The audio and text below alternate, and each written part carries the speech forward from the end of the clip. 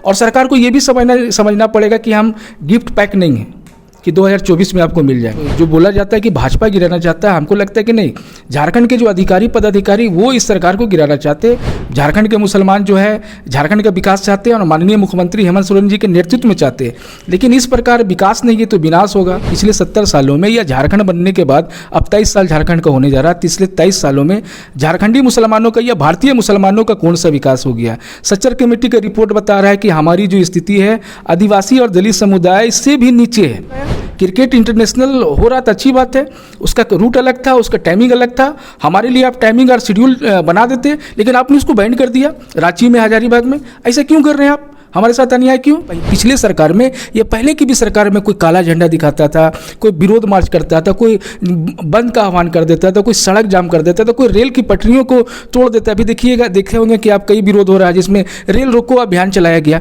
तो क्या आप उसको जो है इस प्रकार का संगठन और जाति धर्म विशेष के आधार पर आप जो है तय कीजिएगा? और हेमंत सरकार जी से हम लोग को उम्मीद है अभी 2 साल के अंदर में हमारे मसले को हल करेंगे, और अगर नहीं करेंगे तो विकल्प भी है।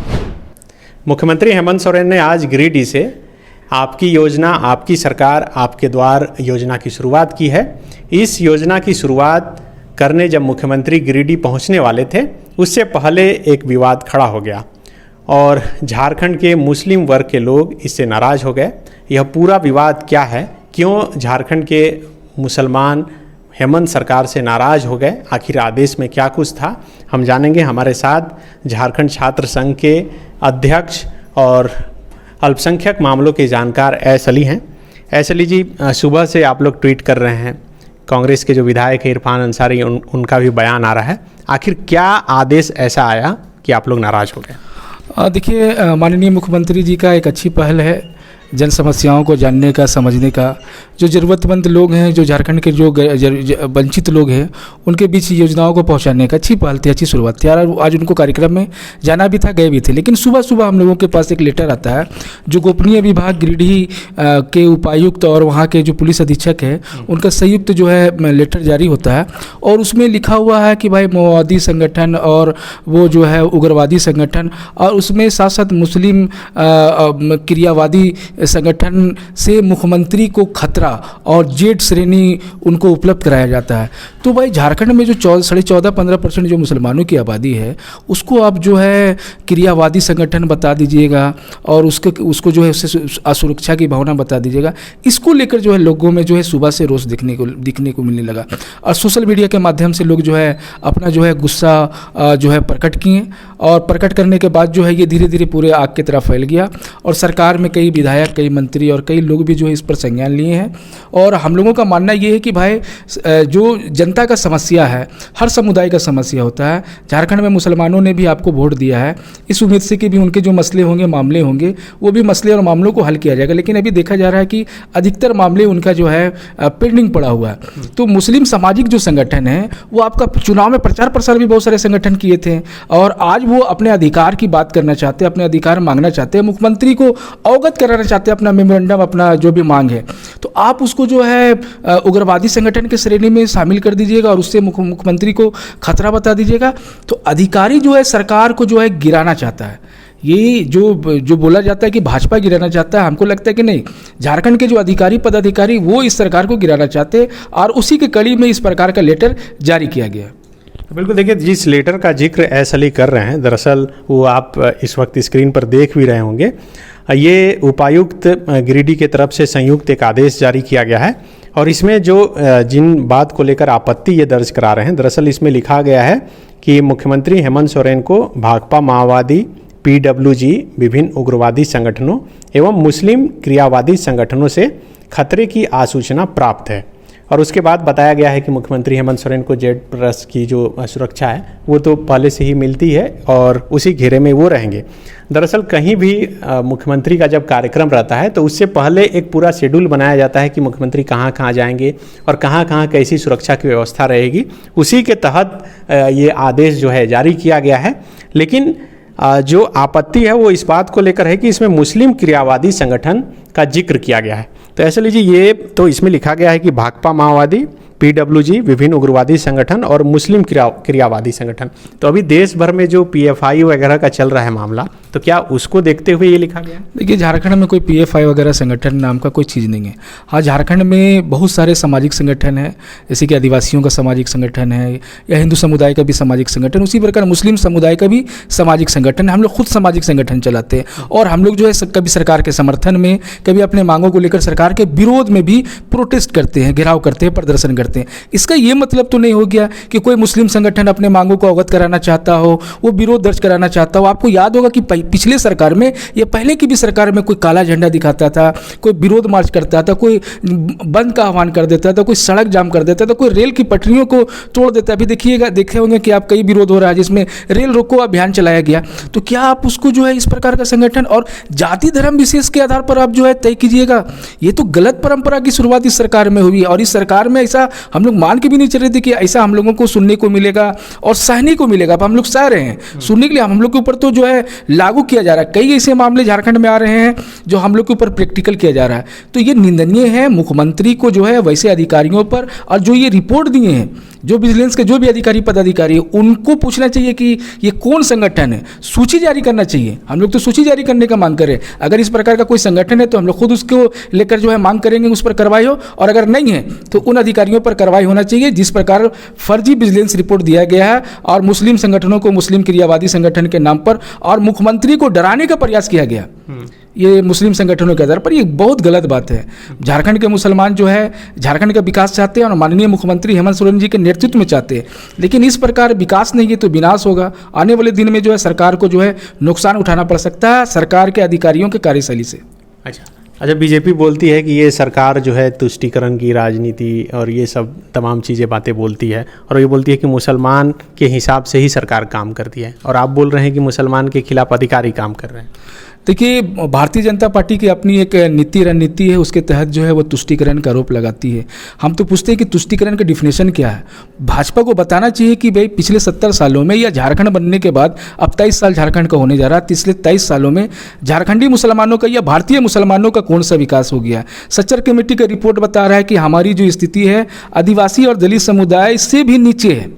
आप शैक्षणिक स्तर पर, विकास के स्तर पर या दूसरे स्तर पर आप चेक कीजिएगा तो पता चलेगा कि हमारी स्तर काफ़ी कमज़ोर है। उसके बावजूद जो है इस प्रकार का तुष्टीकरण का आरोप लगाकर वो जो है अपना जो हिंदू समुदाय का वोट बैंक को हासिल करना चाहती है, पहला चीज़। दूसरा चीज़ ये है कि इस सरकार में महागठबंधन सरकार ने चुनाव से पहले जो वादा किया था, जो मैनिफेस्टो जारी किया था, उसमें से एक भी वादा पूरा नहीं किया।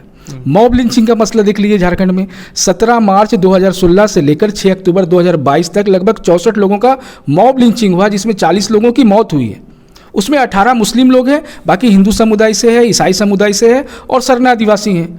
आप जो है मॉब लिंचिंग पर अब तक कानून नहीं बनाए, आपने बिल हड़बड़ी में लाया, राज्यपाल ने उस बिल में जो है संशोधन करने की बात कह दी। आपको बिल लाना चाहिए था, बनाना चाहिए था, और जो पीड़ित परिवार है उसको ना तो अपने मुआवजा दिया, ना उसका पुनर्वास किया और ना कोई काम कर रहे हैं। कई ऐसी घटनाएं हैं जहां पर हम लोग अपने आप को उपेक्षित समझते हैं।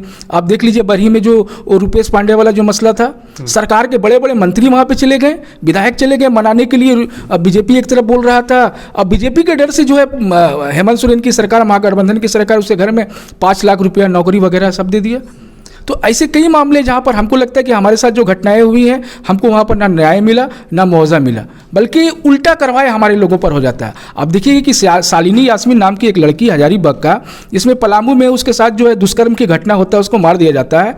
उसको न्याय के लिए जो है हजारीबाग के युवक जो है कैंडल मार्च निकालते हैं। हजारीबाग के एसपी जो है उन युवकों के ऊपर जो FIR कर देता है, कार्रवाई कर देता है। ऐसे कई मामले आ रहे हैं। आप देखे होंगे कि क्रिकेट के नाम पर जो है हमारे जो प्रॉफिट का जो जन्मदिन था, उस पर जो जुलूस निकलता था, आपने उसको रोक लगा दिया। क्यों रोक लगाया? क्रिकेट इंटरनेशनल हो रहा था, अच्छी बात है, उसका रूट अलग था, उसका टाइमिंग अलग था। हमारे लिए आप टाइमिंग और शेड्यूल बना देते, लेकिन आपने उसको बैंड कर दिया रांची में, हजारीबाग में। ऐसे क्यों कर रहे हैं आप? हमारे साथ अन्याय क्यों? 10 जून का भी मामला को आप देख लीजिए, बार बार हाईकोर्ट बोल रहा है जवाब दाखिल कीजिए, लेकिन सरकार और सरकार के अधिकारी जवाब दाखिल नहीं करने सक रहे, उसको भी परियोजित बता दिया गया।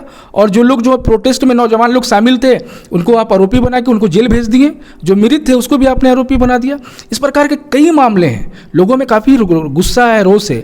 लोग चाहते हैं कि सरकार न्याय दे, और हेमंत सरकार जी से हम लोग को उम्मीद है अभी 2 साल के अंदर में हमारे मसले को हल करेंगे, और अगर नहीं करेंगे तो विकल्प भी है।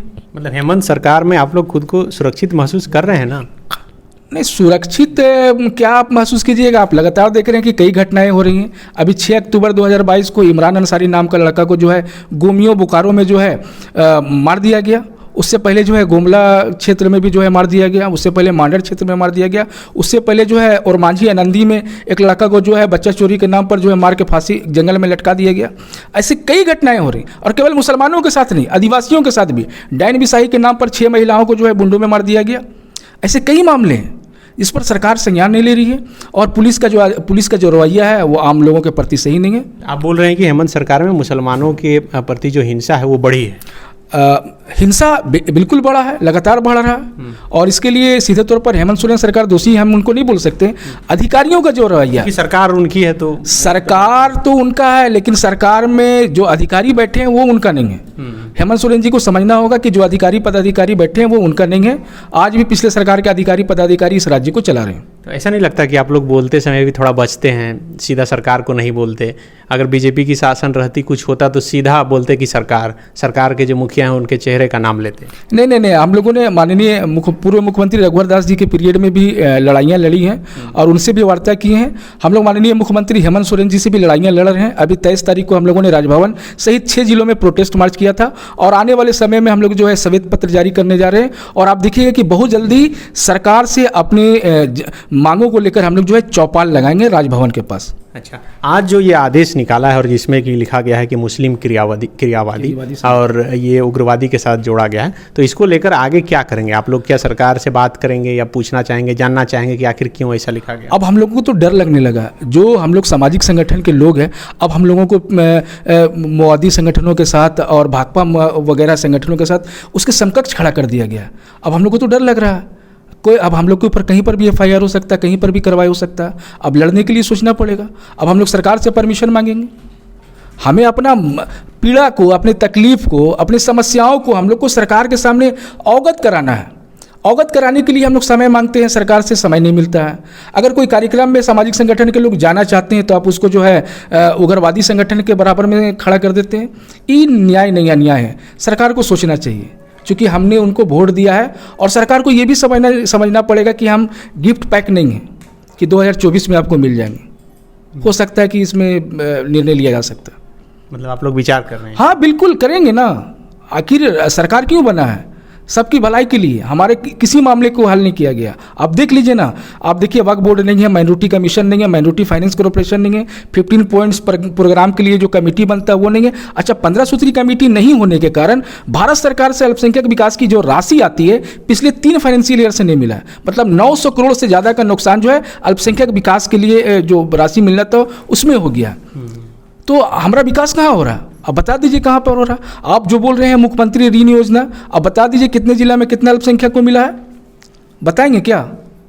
तो ये नाराजगी सिर्फ एस अली की है या फिर पूरा मुसलमान कम्युनिटी? एस अली समाज के कई संगठनों के साथ में हम लोग काम करते हैं, और लोगों का लगातार जो है कॉल आता है, संपर्क आता है, वो अपने पीड़ा को शेयर करते हैं।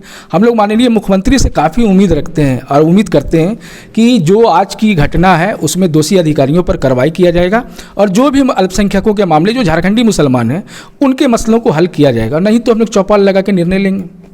तो बिल्कुल ये एस अली हैं, जैसा कि मैंने पहले ही परिचय दिया कि झारखंड छात्र संघ के अध्यक्ष हैं, मुसलमान मामलों के, अल्पसंख्यक मामलों के जानकार हैं, कई सामाजिक संगठनों से जुड़े हैं, और इनकी एक्टिविटी हमेशा सोशल मीडिया से लेकर सड़क तक देखी जाती है, मुखर होकर बोलते रहे हैं। आज जो ये आदेश निकल कर सामने आया है उसके बाद ये इनकी प्रतिक्रिया है, और बात में इन्होंने कहा कि जिस तरह से सरकार समझ रही है कि मुसलमान गिफ्ट पैक है, तो आने वाले चुनाव में हो सकता है कि मुसलमान बैठक कर ये सोचने पर मजबूर हो जाए कि आखिर सरकार क्या सचमुच में उनके भलाई के लिए कुछ कर रही है या फिर नहीं कर रही है, क्या मुसलमान को और कुछ सोचने की ज़रूरत है। शुक्रिया। विवेकानंद विद्या मंदिर स्कूल एक CBSE affiliated English medium coed school है। हम शिक्षा के साथ संस्कार देते हैं। thefollowup.in like, share and subscribe. www.thefollowup.in